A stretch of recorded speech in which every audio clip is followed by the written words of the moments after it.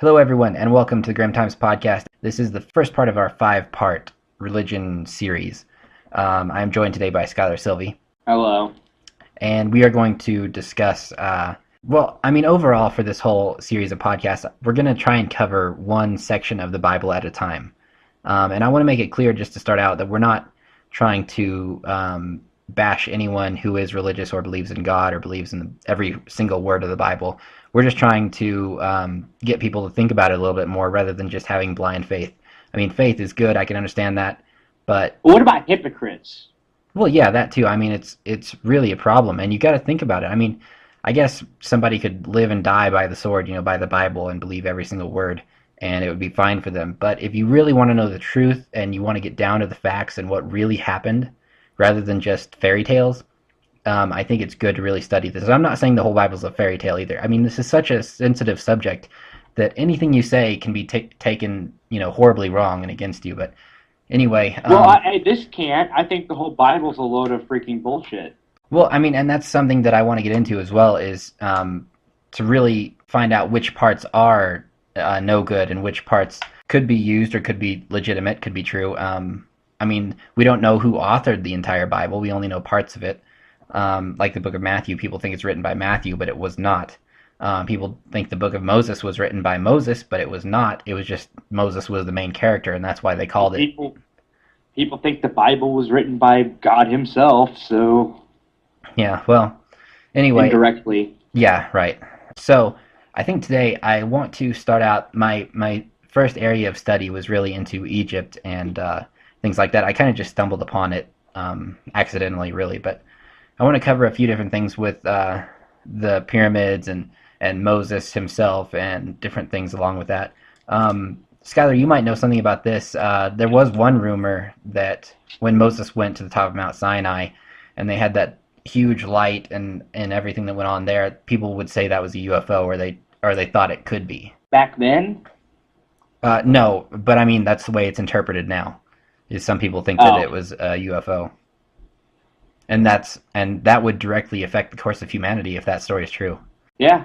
But, There's an interesting part of the Bible somewhere where, there's the flying chariot on fire, and like there was even one thing I read where it had this rock that shot. It was a vertical rock, and it had a bright light come out of the bottom of it, and the two characters fell on their faces, and smoke poured out of the bottom of it as it flew into the heavens.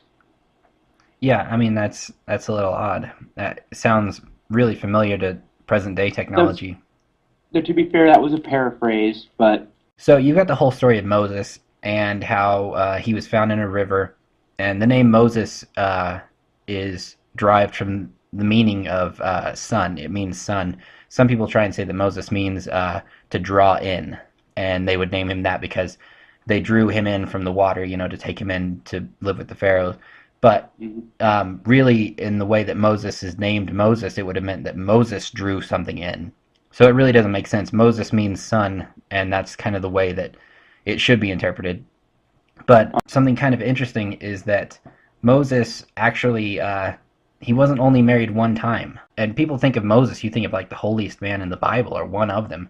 But he was actually married a couple times, and one of them, I think the last one, he got married to a black woman. And his sister and even his brother didn't necessarily approve of this. So that's kind of interesting to note. And it's not that Moses wasn't even against slavery. He wasn't against the institution of slavery. Supposedly he was against the slavery of the Jewish people or the Israelites. And he thought that they should own slaves as well. The Israelites should own slaves. So that's another kind of interesting thing. And that's another big deal. I mean, people try to say that, slavery is bad because of some sort of morals, when really God wasn't necessarily opposed to slavery.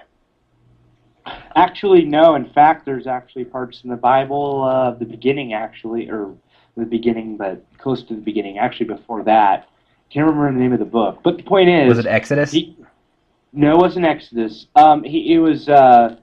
anyway, the overall point is he condones whenever you invade, let's say you invade a city, Yeah.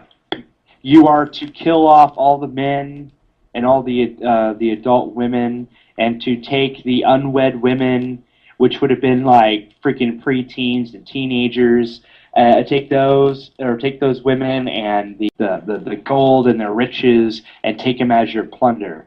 Well, when you take women like that and they're kind of your sex slaves, I mean, what's the difference between that and just some dude moving bricks?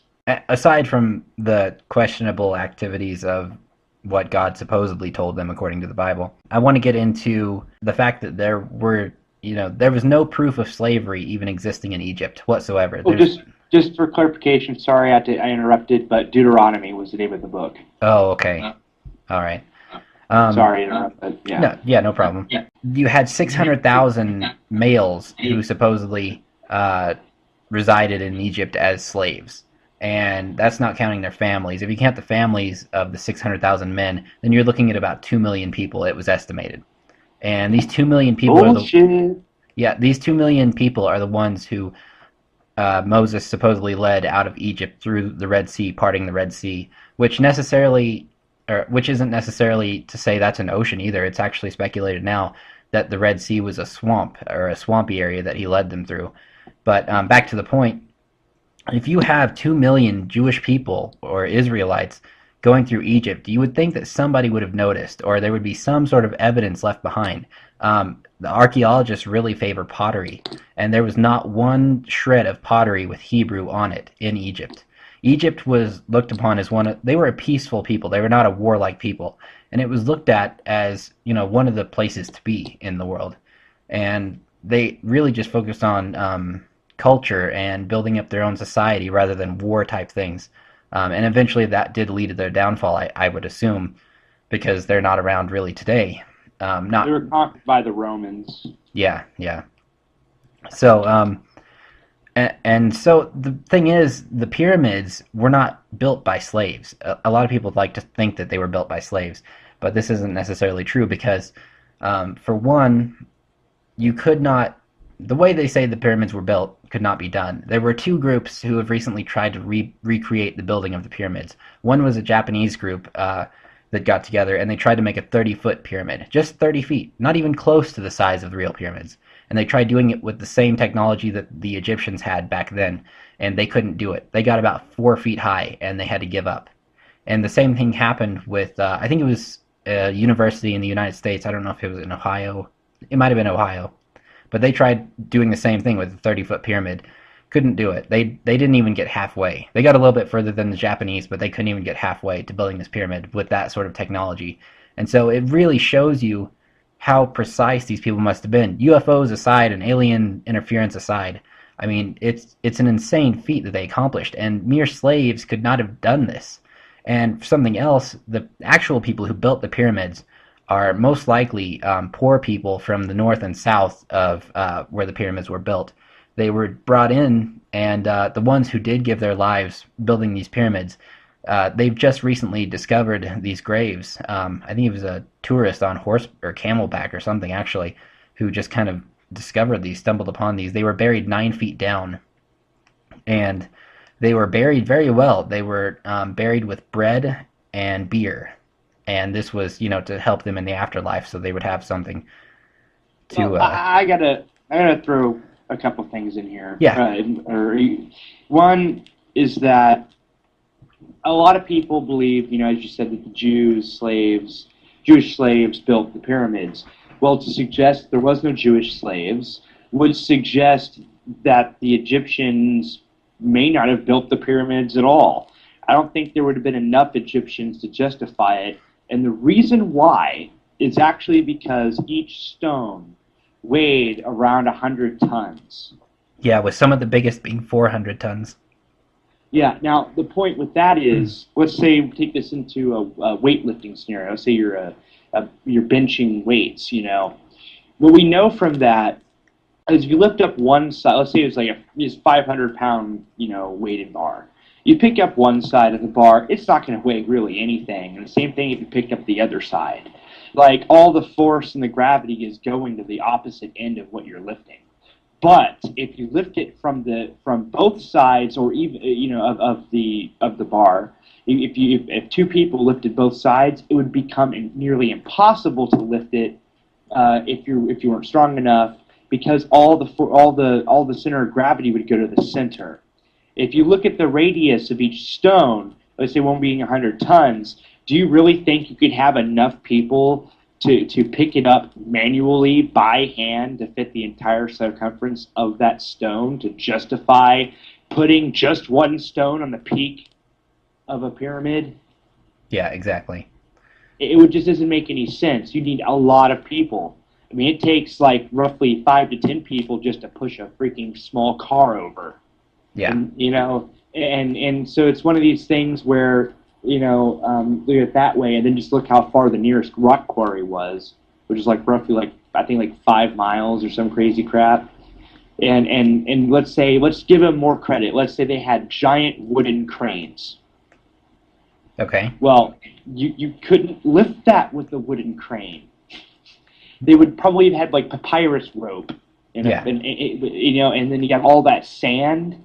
I mean, I don't know. I just have trouble buying it, And Yeah. what they actually say they did is just the theory seems nonsensical. I don't believe they built it. I personally believe it was built before they even got there. Yeah, and to your point, there's no way that they're going to take a 400-ton block up a mile-long ramp that's made of sand. It just isn't possible.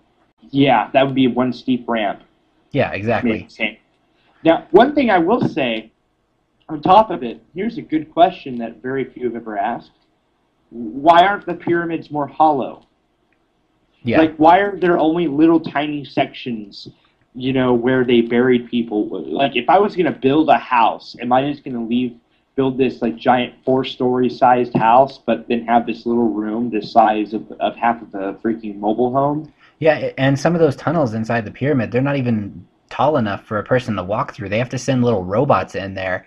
And one of the expeditions back in '95, they had come across a turn in the pyramid, a corner, and it was so small the robot could not even make the corner. They had to pull the robot out and then come back like a year later with an altered robot that would actually make the corner. So why would they build something that small? Why would that corridor be there? And I know that they line up with certain constellations in the sky, and we know now that the 3 Great Pyramids are meant to symbolize the 3 stars in the constellation of Orion, or the Orion's belt. Yeah. So, I mean, there are all sorts of hidden meanings. I mean, and these tunnels, well, I call them tunnels, but I mean, these things that go through the pyramids that are so tiny, they point to different constellations, but then again, they're not a telescope type design. It's not straight through just pointing at one thing. They go in, they curve around, they go through ups and downs and all kinds of stuff. And when they finally come out, they meet up with this constellation. What do the curves mean? Why are they, all over the place like that? But why did they stop building the pyramids? Yeah, and how did they started going in caves? So I mean, I don't know. And one other thing quickly about the pyramids, we do know now that they used to look like glass from a distance. They were covered in polished limestone, and that would glow in the sun, and it almost made them look like they were made of glass. That stuff, that highly polished stuff, was used to build Cairo. Oh, wow, okay. It was ripped off. Those caps that covered the pyramids, they were caps, and they were just removed. Oh, so it was kind of looted. Yeah. But even then, I mean, I don't know, like, even without the caps, I mean, look how long these things have lasted. Yep. So, I mean, and that the stone isn't actually like sandstone or anything. It's much harder. So, I mean, there's actually things they have there with cuts in it, like precise, machinery cuts. And not only that, I mean, how did they make those? They didn't really have the tools to do something like that. I mean, unless Or did they? Yeah, that's the thing. And that leads me to my next point, actually, about Moses. So, just based on my own ignorance, actually, I only thought that Moses went up to the top of Mount Sinai one time. But I do remember the golden calf story. So basically what happens is Moses goes up the mountain, and I can't remember, was it like 40 days? 40 days and 40 nights or something that he's on top of the mountain? Yeah. And then he comes back down, and he finds the townspeople worshiping a golden calf. And so he gets angry and he smashes the tablets. He breaks them. So he goes back up the mountain and he spends another 40 days and 40 nights. And that part I did not know. And this time when he comes down, they said that in the Bible, I think it says his face was glowing so brightly that people couldn't look at him or didn't want to look at him. And what what we've really come to think based on this information is that maybe whatever he used to carve into the stone to make the Ten Commandments on, maybe that was some sort of tool and he got like a burn from it, like a chemical burn or something else. And that's why he was able to make such precise markings into this, really hard stone, hard rock. And he came back down. And he actually kept those burns, or kept that glowing description for the rest of his days. It never But went then, away. He had to wear a shroud over his face. but then, what doesn't make any sense is I've all of the little things I've watched on Moses. It was God that did it. It wasn't Moses that etched the words. Huh. So I wonder why Moses would have that glowing feature The afterward. burning bush. Yeah. Oh, so you think the burning bush affected his face? No, I don't know. Like in the story, I get supposedly like, God talked to him through a burning bush, Yeah. and that's how whatever. And it doesn't. It just sounds like to me he was like tripping on shrooms or something. I mean, Yeah. it's just I don't know. Like, and like I don't get if that's God's word and he believed in it so much. Why did he break the freaking his word? Yeah, why would he And break those tablets, especially if they were handed by God? I wouldn't do anything. I would put those in a glass case and lock them up. and then somehow or another they ended up in the Ark of the Covenant. Yeah. And something else about that bush, actually, supposedly they've still got that bush preserved over there. They built a building around it. I can't remember where it's at, but it was not far from where Moses grew up. So supposedly that Yeah. bush still exists. So it's as easy as, oh look, there's this bush over here. Let's burn the bush and cool it real quick and make it look like it did something. Because lightning hitting a bush at random in the desert or whatever is so unknown. Never happens. Wouldn't that be sad if like lightning did strike the bush and Moses was like drunk or something and he walked out there and it's like, oh my gosh, this bush is talking to me. Yeah, exactly. I mean, it doesn't make any sense. And supposedly, like, why?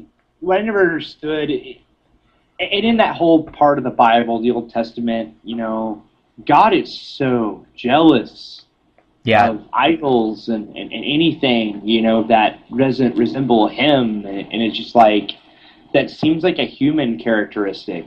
yeah. And I mean, I know we were made in his image, but that was something else I was going to ask people. I was going to try and trick them and ask, is jealousy a sin? And if they said yes, then that would mean that God Actually, had. it's one of the seven deadly sins. And who made the seven deadly sins, though? Was that a man-made thing? Yes. Yeah. Some guy had a dream, or seven levels of hell, or something like that. Actually, I'm thinking of. Oh, yeah. But I know it was some. I don't remember that ever being in the Bible of the seven deadly sins, and the whole God in His image. Like, do you realize that there's an entire verse right before that everybody ignores, and it says God made man, or we are to make man in our image and in our likeness, Yeah. like ourselves. So he talks in plural. Yeah, that's something I've wondered about a lot. I don't know what that means. Maybe he's referring to, God and the Spirit or something and the Holy Oh, Ghost. whatever. Yeah. Then there's the Holy Trinity, which I'm a huge, huge anti-fan about. Like I always was. It never made any sense. If God is Jesus and Jesus is God, then Jesus, whenever he went and preached to people, was actually, whenever he mentioned God, he was just talking about himself, making him a massive narcissist. Then he gets killed, comes back to life, but it's supposed to be God, so we're all like worshiping a zombie. Yeah, that is kind of odd because it's like Jesus would pray too. So he talks to God too. So is he like talking to himself, or is he talking to like maybe Jesus is like a fragment of God or something like that. I don't know. It's really hard to understand. I mean, maybe being humans, we just can't comprehend it or something. I don't know. Because I mean, when I try to think about space and how massive everything is, I mean, I almost can't even comprehend that. but why wouldn't it be mentioned if that was what we were supposed to know? Then why isn't it specifically stated? Why does it need our interpretation? And that's something So else. We don't even get to decide what we need to know. The Catholic Church decided what we need to know hundreds of years ago, or a couple hundred years ago, actually, when they took it down to the 66 book Bible that we currently have. We don't even get to decide what we know. They decided for us. and actually here's the proverb or whatever I was talking about, which is Genesis 1:26. And it says, "Then God said, let us make mankind in our image." And this is the New International Version. Then God said, let us make mankind in our image, in our likeness, so that they may rule over the fish in the sea, the sharks that can kill us, and the birds in the sky, like the vultures that will eat us after we're dead. Over the livestock and the wild animals, the lions and tigers and bears that can easily maul us, and over all creatures that move along the ground, like the bacteria that could insta-kill us from slow death and infection. Yeah. So, whatever. So, I mean, that's that part, and people skip out the entire "let us make mankind in our image." They cut that part out, and then they say the rest of it. It's what I love about people interpreting the Bible is they cut out all the context and only talk about what they want to say or read. Yeah. Yeah. And him, I'm not dogging anything other than personally. I'm dogging the Bible and the people who hypocritically and purposely interpret the Bible incorrectly and spread misinformation about it as a means to try and convert people or Yeah. justify their own beliefs. Yeah, and that happens so often in different churches. I mean, they sensationalize everything. And also, going back to the jealousy thing, I just want to mention it's kind of odd. I mean, I still don't really understand that, but I can think of over at least 20 places, 20 places in the Bible where it says God is a jealous God, and he's jealous and proud of it. It's not like, it's just one of those things that happens. And he gets angry really easy when it comes to jealousy. Like actually earlier today, there was this post on Facebook, and I got in an argument with, and some person, of which I'll be nice and not say their name, was discussing suicide, saying the only thing we had control of in our life, and it was considered a sin because it's beating God in his own game, right? Mm. And I wrote a thing on there saying, if what this says is, if this is true, then that would make God egotistical, self-centered, and flawed. If he was flawed, then he is not perfect, and if God is not perfect, then he is in fact not God, Or at not, least by his own definition. yeah, not omnipotent or something like that. Yeah, I mean, it's just like, and then I get like bombarded by this woman, like telling me to shut the hell up and stuff, and then starts talking about karma, and I'm like, you're mixing Hinduism with Christianity, and that within itself is a sin as well. Yeah, blasphemer.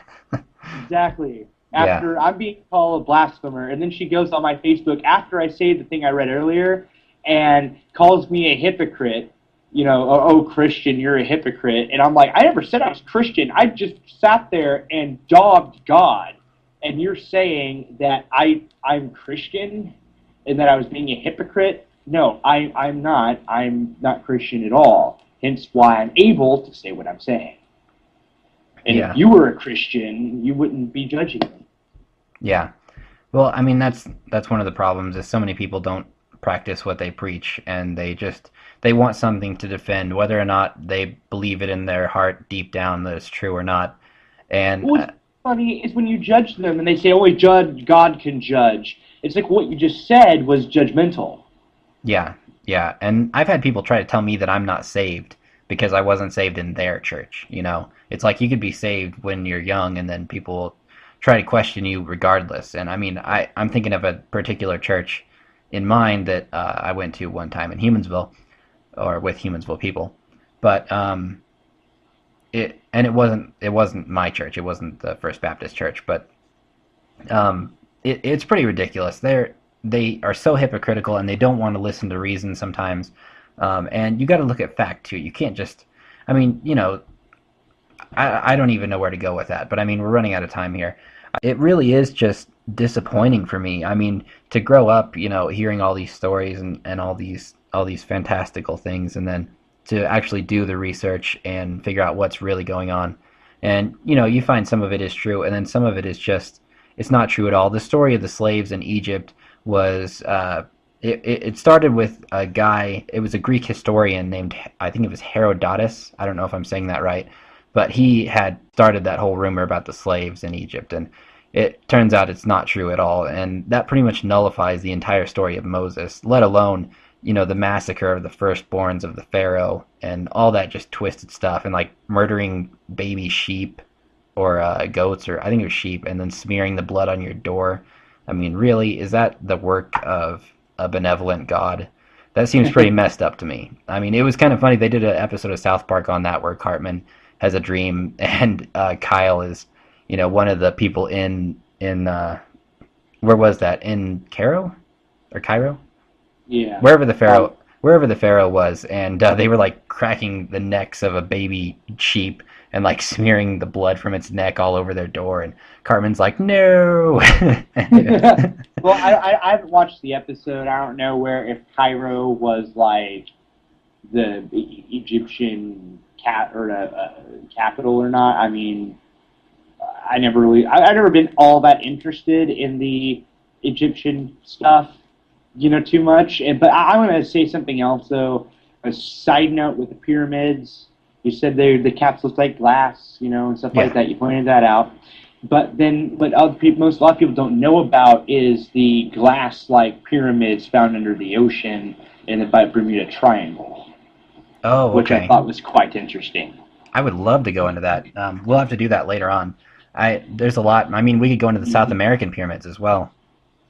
And it's so odd that, those pyramids are in South America, and then the ones you just talked about, and in Egypt, and they're in these concentrated places. It's not like the pyramid was a common building design back then. I mean, if it were common, then they would have been everywhere, not just in these concentrated places. So, I mean, what inspired those? That's a whole nother issue. But yeah, I mean, what I was saying before, it's just disappointing. I mean, you want to believe all this stuff, and you want everything to be warm and fuzzy, and there be this safety net, and when you die that everything's taken care of. And I do believe that when you die, you do move on, and consciousness does still exist, and there is a God. I mean, that's just me personally. I mean, Skylar, you probably have a different opinion on that, but I want the truth, and that's the whole reason that we're doing this thing. And Skylar, I appreciate your opinion so much in all this, because I mean, you need to look at it from all angles. You can't just be so narrow-minded to trust everything that people tell you in the Bible or in church or wherever, because they're biased. And I mean, not saying that we're not biased, but we're trying not to be. Yeah. So it's just, I want to say this, though, and I know there's a lot of people out there who will sit there, and there's a lot of Christians who will say, well, none of this discussion matters because it has nothing to do with Jesus or Christ, and thus this has nothing to do with Christ, then, it's not Christianity, and it's all pointless in some way. And in my mind, I look at that and say, well, irrelevant as to whether or not that is the case, the Old Testament really does, in my opinion, is paint the picture of who this God is supposed to be like, his personality and everything. To believe that when his son was born, if it was his son, and then just he suddenly changed his mind out of nowhere, not only does it sound like it makes no sense whatsoever, but on a side note, it just sounds like he's an imperfect God because he changed his mind. And change his mind must imply that feels like he made a mistake, and he doesn't make mistakes. He's God, so yeah, it doesn't make sense. He changes his mind so many times in the Bible, and he does different things. One of the other things that was interesting to me, really quick here, about when they had the Garden of Eden, and God came down and he walked in the garden with Adam and Eve, and he called out to Adam, or Eve, or whoever it was, after they had eaten the apple, and he asked, where are you guys? Come to me, and all this stuff. And why would God need to do that? Shouldn't he know exactly where they're at and at all times? Not to mention, he physically fucking walked up to them. I mean, this implies that he has legs and can physically fucking walk. Yeah. This is where I have an issue. because every Christian that I've met so far will say, well, if you look into God, look at God, you will die or suffer in some way. And, and like if you see him. But not Adam and Eve. He physically fucking walked up to them and asked a bunch of questions that he should have already known the answer to. To point of fact, he should have already known what was going to happen prior to their very creation. Exactly, and that goes back to the podcast I did. I think it was episode 9 where I talked about religion. God should know everything that a person is going to do. So why would he create that person knowing they're not evil? They're just scientific, or they need some sort of proof or reason before they worship this idol. Satan could show up and say Satan is real, and he's like, "Oh, worship me, guys, I'm God." Are we supposed to just have faith and worship Satan? Shouldn't we question something? Be like, "Hey, you just told us to kill an infant. Maybe we should check this out first. Do some back research." But should we just believe everything just because we're told to? Really? So why would he create that person knowing that they're not evil and send them to hell to torture them forever, essentially creating them just to torture them? Yet we're going to create this guy who's going to go out and he's going to rape children and murder people, but he's going to get saved in prison, and he gets to waltz up into heaven and just say, "Hey guys, what's going on? I'm a good guy now." It's all part of the plan. Yeah, that's not how it works. At least that's not how it should work. And back to Moses. I just went on some random Christian forum, and I think this is funny because what I just read. And I'm just gonna read like the first two fucking comments on this forum. I'm not gonna go into the whole thing, and they're very short. This guy says, "Hi, why are Christians scared of the sixth and seventh books of Moses, which is a Christian book?" And then this guy wrote, "The book was just named to deceive people. The contents are not related to the Bible, so Christians have nothing to do with these satanic verses or with the satanic verses of such. If you have not seen the book before, try to compare it with the Bible. You see that they are two opposite themes." Sorry, this guy has kind of a poor grammar. Yeah, so it's hard for me to kind of decipher. Read this fluently. But, it's just one of these things to where, he just called the books of Moses satanic to justify his own belief. Yeah. So, it's... Sorry, go ahead. Yeah, I was just saying it's just annoying. Yeah. And that just shows you what people do for their own belief. And, I'm not trying to advocate anything here. I'm trying to expose, what facts I've learned and what facts Skylar knows. And all right, well, thank you all for listening. I appreciate the interest in the subject, and hopefully we can get more views and tell other people if you want them to engage in this sort of conversation with you, or if you have any sort of information you feel like we should know, you can contact us on Facebook or Twitter or the website, jeffjarmanshow.com. This is it can be a group project. I would love to just have all the information come in, and Skylar and I will sort through it, and we will figure out what we can. So, yeah, thank you again for listening. This is the Grimm Times Podcast, and we will see you on the next episode for the second part of our religion series, down to the facts and what really happened, rather than just fairy tales. I think it's good to really study this. I'm not saying the whole Bible's a fairy tale either. This is such a sensitive subject that anything you say can be taken, horribly wrong and against you. But anyway, this can't. I think the whole Bible's a load of freaking bullshit. Well, and that's something that I want to get into as well, is to really find out which parts are no good and which parts could be used or could be legitimate, could be true. We don't know who authored the entire Bible. We only know parts of it. Like the book of Matthew, people think it's written by Matthew, but it was not. People think the book of Moses was written by Moses, but it was not. It was just Moses was the main character, and that's why they called it. People think the Bible was written by God himself, so... Yeah, well, anyway. Indirectly. Yeah, right. So, I think today I want to start out, my first area of study was really into Egypt, and when he got married to a black woman, and his sister and even his brother didn't necessarily approve of this. So that's kind of interesting to note. And it's not that Moses wasn't even against slavery. He wasn't against the institution of slavery. Supposedly he was against the slavery of the Jewish people or the Israelites. And he thought that they should own slaves as well. The Israelites should own slaves. So that's another kind of interesting thing, and that's another big deal. I mean, people try to say that slavery is bad because of some sort of morals, when really God wasn't necessarily opposed to slavery. Actually, no. In fact, there's actually parts in the Bible, the beginning actually, or the beginning, but close to the beginning, actually before that. Can't remember the name of the book, but the point Was it is, Exodus? he no, it wasn't Exodus. He it was. Anyway, the overall point is he condones poured out at the bottom of it as it flew into the heavens. Yeah, I mean that's a little odd. That sounds really familiar to present day That's, technology. to be fair, that was a paraphrase, but So you've got the whole story of Moses and how he was found in a river, and the name Moses is derived from the meaning of son. It means son.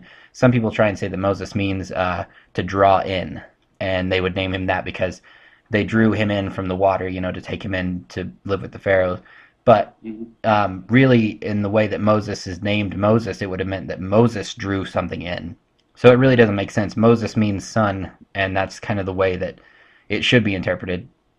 But something kind of interesting is that Moses actually he wasn't only married one time. And people think of Moses, you think of like the holiest man in the Bible or one of them, but he was actually married a couple times, and one of them, the most, I think the last.